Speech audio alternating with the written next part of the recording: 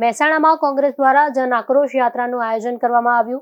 પ્રદેશ કોંગ્રેસ પ્રમુખ અમિત ચાવડા, સાંસદ ગેનીબેન ઠાકોર, ધારાસભ્ય જિગ્નેશ મેવાણી, મહેસાણાના પ્રભારી બળદેવજી ઠાકોર ઉપસ્થિત રહ્યા। અમિત ચાવડાએ સરકાર અને બુટલેગર પર આકરા પ્રહાર સાધ્યા। તેમણે જણાવ્યું કે યાત્રા દરમિયાન સૌથી વધુ ખેડૂતોના પ્રશ્ન રજૂ કરવામાં આવ્યા। ખેડૂતોને કમોસમી વરસાદના કારણે મોટા પ્રમાણમાં નુકસાની થઈ છે। દરેક ગામ અને ગલીમાં પાણી નથી પહોંચતું, પણ દારૂની રેલમછેલ છે। દારૂ અને ડ્રગ્સની બધી એટલી હદે વધી છે કે યુવાધન નશાના રવાડે ચડી બરબાદ થઈ રહ્યું છે।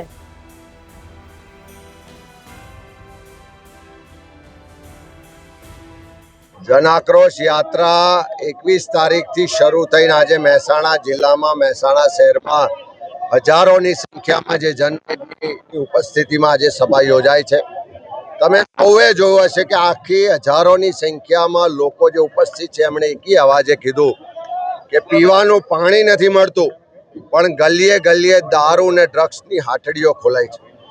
હપ્તાખોર આ સરકારને કારણે યુવાધન બરબાદ થઈ રહ્યું છે।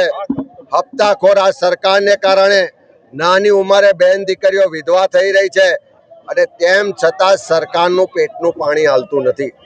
આટલો બધો આક્રોશ આખા ગુજરાતમાં જોવા મળે છે।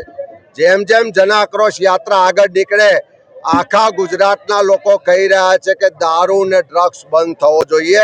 આ હપ્તા લેવા વાળા હપ્તાખોર જે પણ પોલીસમાં છે કે સરકારમાં છે એમને ખુલ્લા પાડવા જોઈએ। પણ આટલું બધું થવા છતાં મુખ્યમંત્રી એક શબ્દ પણ નથી બોલતા।